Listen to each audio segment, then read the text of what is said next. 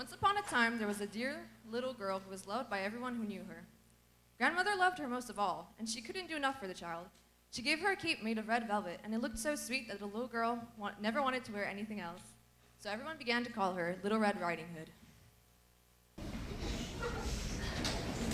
Take this steak and soup over to your grandmother. She is sick and weak, and this will be good for her. Go straight there and do not leave the path, or else you will fall and the soup will spill. I'll do everything as you say. Her grandmother lived in the forest, a half-hour walk from the village. As soon as Little Red Riding Hood entered the woods, she met a wolf. She had no idea what kind of vicious beast he was, so she wasn't afraid. How are you, Little Red Riding Hood? I'm fine, thank you, Wolf. And where are you going so early? To visit my sick grandmother.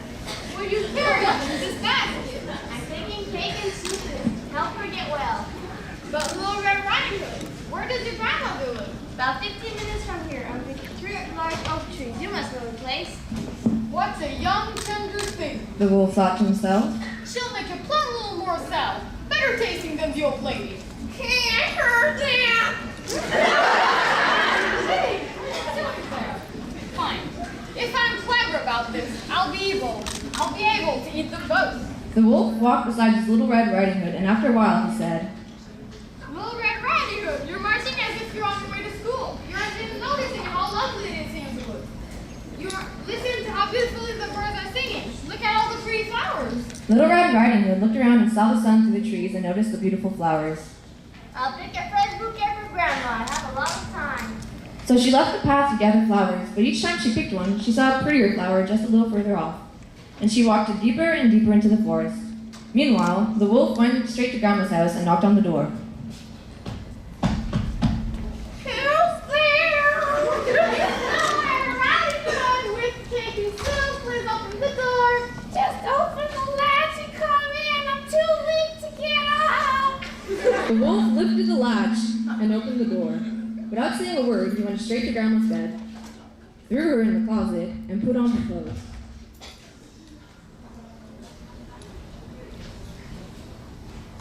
Not far away, Little Red Riding Hood was still busy picking flowers. When she had more than enough, she remembered her grandma and continued walking to her house. As she approached the house, she was surprised to see that the door was open. Why do I feel so frightened? I should be happy to be at Grandma's. Hello, Grandma. But there was no answer. She went over to her bed and saw her grandma laying there. With her nightcap pulled over her face, she looked a bit silly. Grandma, what big ears you have. It's too better. Here you go, my dear. Grandma, what big eyes you have. It's too better. See you, my dear. Grandma, what big hands you have. It's too better. Hold you, my dear. Grandma, what an awfully big mouth you have. It's too better. Eat you, my dear. And no sooner had the wolf said that, he jumped out of bed, captured Little Red Riding Hood, and stuffed her in the closet with her grandma. Then he went back to bed and fell asleep. Outside, a hunter was just passing by. Listen to the old lady snore. I better see if anything's wrong. He walked into the house and saw the wolf asleep in bed. Here you are, bad wolf. He aimed his rifle at the wolf. I've been looking for you for a long time, and now's the time you die.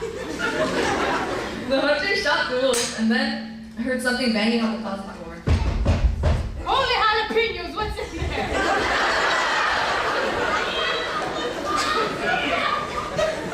The hunter freed the grandma and the little girl. Grabbed the dead wolf and carried him off. Job well done, guys. Job well done.